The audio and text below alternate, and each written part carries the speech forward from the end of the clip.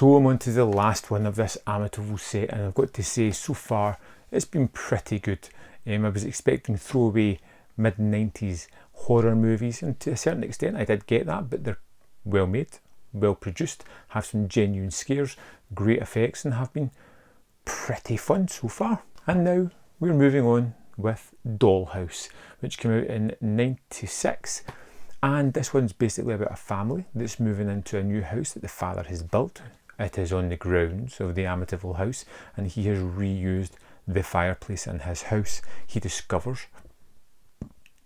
a dollhouse, which is an exact replica of the Amityville, and gives it to his daughter, which then dutifully possesses her, or tries to, and creates spooky goings on all through the household. And we have a father, a son and daughter, and then we have a kind of stepmom and her son. This 5-member family unit moves into this house, and there's lots of aggravations amongst this. It feels kind of like a family forced together and not quite gelling along the lines, and there's a little animosity between everybody, and it made it a little bit more believable.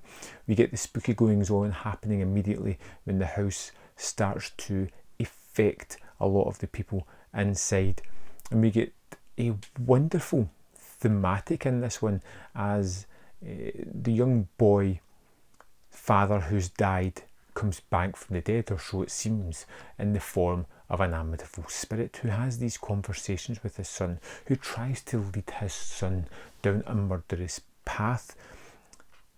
And there's a really nice aspect of the movie, the ghost of a spouse haunting a new family, even spiritually, or just typically in the way it would happen, with that constant hanging over your head, the memory of that person affecting it. And it's a really nice thematic, and it really comes to a brilliant head at the end of this.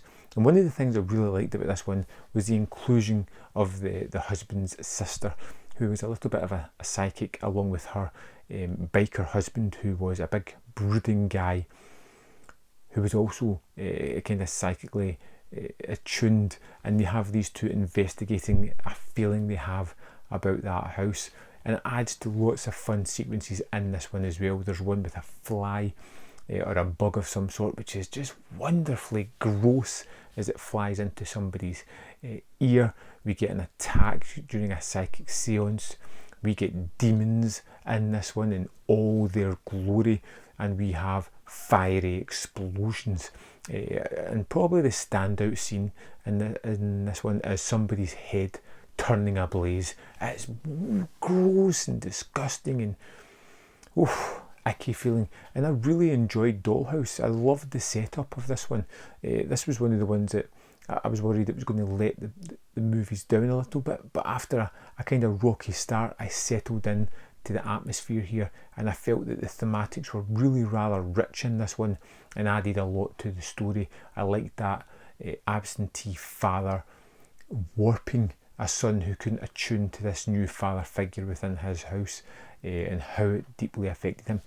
The effects are wonderful here.